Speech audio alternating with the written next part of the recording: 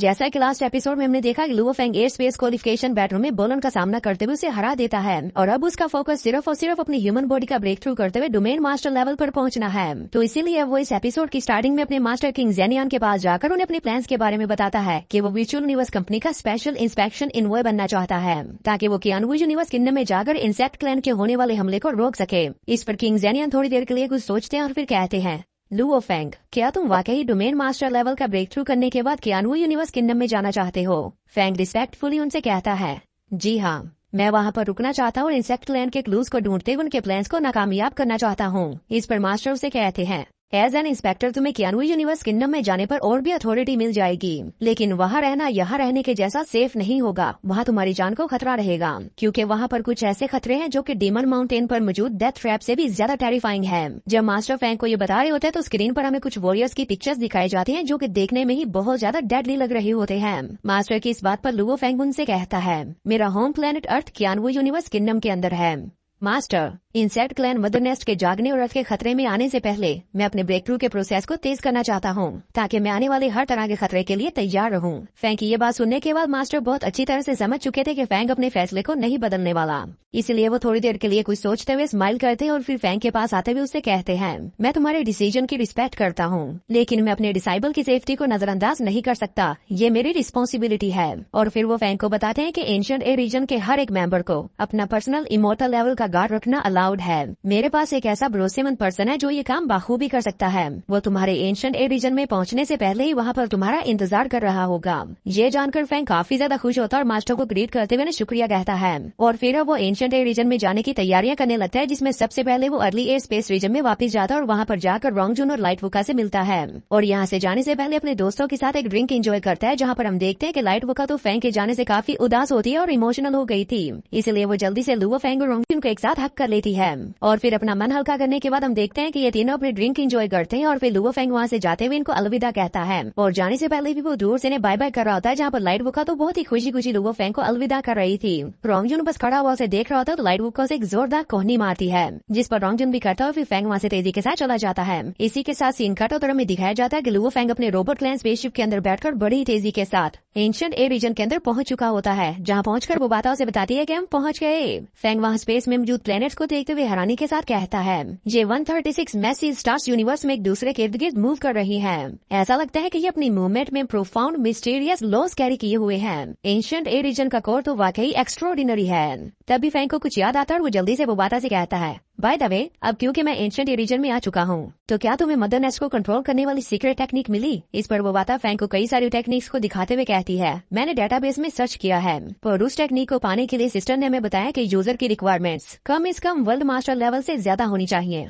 इस पर फेंग कहता है, अब मुझे अपनी ह्यूमन बॉडी को डोमेन मास्टर लेवल का ब्रेक थ्रू करने की जरूरत है। इसी के साथ फेंग अपनी डेस्टिनेशन पर पहुंच जाता है। वहाँ पहुंचकर वो अपने रोबोट क्लैन के अंदर से अपना एक छोटा स्पेसशिप निकालता है, जिस पर बैठकर वो आगे बढ़ते हुए अपने गार्ड को लेने के लिए जाता है और हम देखते हैं कि जैसे ही फेंग का स्पेसशिप लैंड करता है तो हमें वहाँ पर एक पर्सन को दिखाया जाता है जो कि फेंग के आने का ही इंतजार कर रहा था। अब जैसे ही फेंग के एयरक्राफ्ट का डोर ओपन होता है वो अपने सामने मौजूद उस पर्सन को देखता है तो वो काफी ज्यादा चौंक जाता है। फेंग चौंक होने के बाद उस पर्सन की तरफ आगे बढ़ने लगता है। वहीं वो पर्सन खुद को लुओ फेंग के साथ इंट्रोड्यूस करवाते हुए कहता है, लॉर्ड लुओ फेंग, मेरा नाम डेलन है। ये कहते हुए वो अपना सर लुओ फेंग के सामने झुका लेता है और बताता है कि मैं किंग हीजुई का डिसाइबल हूँ, जो कि किंग जेनियन के डिसाइबल हैं, और अगर रिश्तेदारी के हिसाब से देखें तो मैं आपका नेफ्यू डिसाइबल हूँ। ये कहते के दौरान जैसे वो अपना सर उठाकर अपनी आंखें खोलता है और लुओ फेंग उसकी आंखों में देखता है तो देखने पर से ही लुओ फेंग अपनी कॉन्शियसनेस के अंदर खो जाता है और बेहोश होते हुए सीधा जमीन पर गिरने लग जाता है। तो डेलन फटाफट आगे बढ़ते हुए लुओ फेंग को संभाल लेता है। फेंग के साथ ऐसा इसलिए हुआ क्योंकि डेलन सोल बेस्ड अटैक्स करने में स्किल्ड है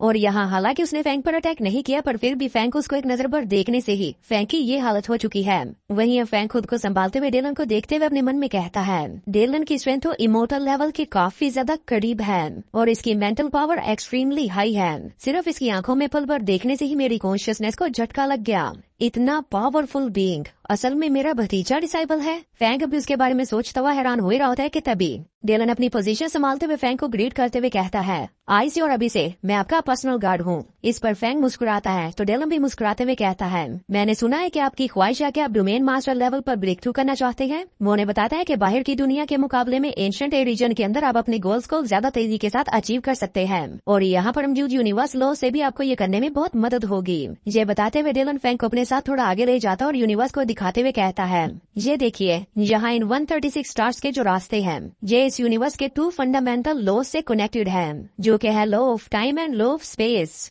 अगर आप इन सभी स्टार्स की मूवमेंट्स को स्टडी कर लेते हैं तो आप अपने ब्रेक थ्रू को और भी जल्दी कंप्लीट कर लेंगे। अब ये सब जान लेने के बाद फैंग जल्दी से अपने रोबोट लैंड के स्पेसशिप के ऊपर बैठकर यूनिवर्स के ऑरा को एब्जॉर्ब करते हुए अपनी कल्टीवेशन शुरू कर देता है और अपना सारा का सारा फोकस यहाँ पर मौजूद सभी स्टार्स की मूवमेंट्स को समझने में लगा देता है, जिसे लगाते हुए वो जल्दी से जल्दी इन लॉस को समझते हुए अपनी कल्टीवेशन की स्पीड को और भी ज्यादा बढ़ा लेता है और अपने ब्रेक थ्रू करने के प्रोसेस को फास्टर हुआ देखकर वो अपने मन में कहता है, एक बार जब मैं डोमेन मास्टर लेवल पर पहुंच जाऊंगा तो मुझे फौरन से यहाँ से निकलना होगा। हालांकि ऐसा करने से मैं अपनी एंशिएंट रीजन में मौजूद ट्रेनिंग अपॉर्चुनिटीज को गिव अप कर दूंगा, लेकिन अब हिचकिचाहट का वक्त नहीं है। इसी के साथ हम देखते हैं कि फैंग का डोमेन मास्टर लेवल पर पहुंचने का ब्रेक थ्रू शुरू हो जाता है, जिसके इफेक्ट से वोबाता की वर्चुअल स्पेस भी हिल जाती है। जहाँ इस वक्त वोबाता बड़े ही मजे से अटूका से अपनी मसाज करवा रही होती है, पर अचानक से अपनी वर्चुअल स्पेस में भूकंप से उसे भी पता चल जाता है कि लुओ फैंग ने ब्रेक थ्रू करना शुरू कर दिया है। तभी हमें फैंग के इनर वर्ल्ड का सीन दिखाया जाता है, जहाँ पर अब उसका इनर वर्ल्ड पूरी तरह से चेंज हो चुका है, उसके अंदर एक अपना ही यूनिवर्स क्रिएट होना शुरू हो गया है। और अब फिर उसके ब्रेक थ्रू के कम्प्लीट होते साथ ही फैंग का यूनिवर्स बनकर तैयार हो जाता है, जिस पर एक झटके के साथ ही फैंग भी अपने यूनिवर्स के अंदर खींचा चला जाता है और वहाँ पर पहुंचकर अपने इनर वर्ल्ड के अंदर अपने यूनिवर्स को क्रिएट होता हुआ देखता है। और यहाँ पर साथ ही साथ फैंग के इनर वर्ल्ड के अंदर उसका अपना एक लॉ भी क्रिएट हो रहा होता है, जिसे जब जैसे ही फैंग खुश होता हुआ टच करता है तो उसकी कॉन्शियसनेस को एक झटका लगता है और वो झटके के साथ अपनी रियलिटी में वापस आ जाता है।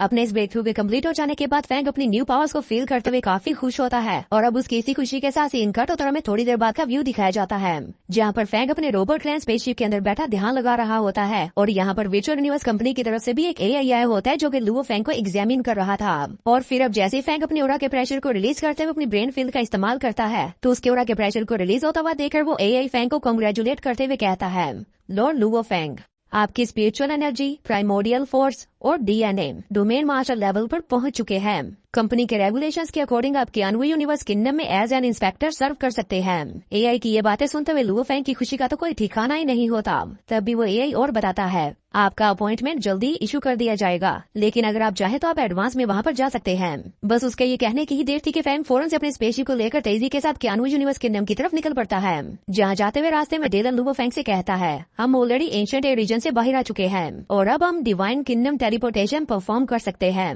इस पर फैंग उससे कहता है, मैं काफी समय से डिवाइन किंगडम के बारे में सुनता आ रहा हूँ, मैं खुद उसे देखना चाहता हूँ, प्लीज शुरू करें। इसी के साथ डेलन आगे बढ़ते हुए टेलीपोर्टेशन टेक्निक को परफॉर्म करना शुरू कर देता है, जिसके परफॉर्म होते साथ ही वहाँ उनके आसपास का यूनिवर्स गायब हो जाता है और उनके सामने एक पोर्टल ओपन होता है और साथ ही उस पोर्टल तक जाने के लिए इनके लिए एक रास्ता बन जाता है और उनके सामने अपीयर होता है डिवाइन किंगडम, जिसे जब फैंग अपनी आंखों से देखता है तो उसके मुंह से निकलता है, ये खूबसूरत है, और फिर वो और से देखने पर कहता है, वाकई शानदार। इसी के साथ वहाँ पर एक तेज गोल्डन रोशनी अपीयर होती है और काफी सारे ऑरा के साथ इनका स्पेसशिप टेलीपोर्ट होते हुए सीधा कियानू यूनिवर्स किंगडम में पहुंच जाता है। यहाँ तेज रोशनी की वजह से फैंग को अपनी आंखें बंद करनी पड़ गई थी। अब कियानू यूनिवर्स किंगडम में पहुंचकर डेलन ग्रीट करते हुए कहता है, लॉर्ड, हम कियानू यूनिवर्स किंगडम में पहुंच आए हैं, लेकिन अभी भी ड्रैगन प्लैनेट पर पहुंचने में हमें 12 दिन लगेंगे। पल भर में ही इस जगह पर पहुंचकर फैंग को तो यकीन ही नहीं हो रहा था कि वो इतनी जल्दी कियानू यूनिवर्स किंगडम में पहुंच आया। इसलिए वो कहता है, ये प्रोसेस तो पलक झपकाने से भी ज्यादा तेज था।